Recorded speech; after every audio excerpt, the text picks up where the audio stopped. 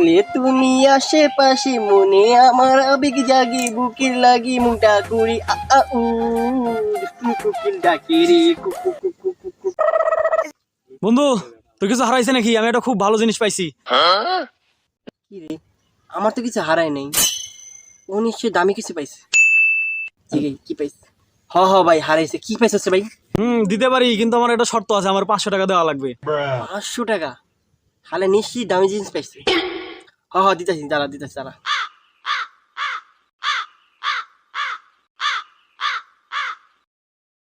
wait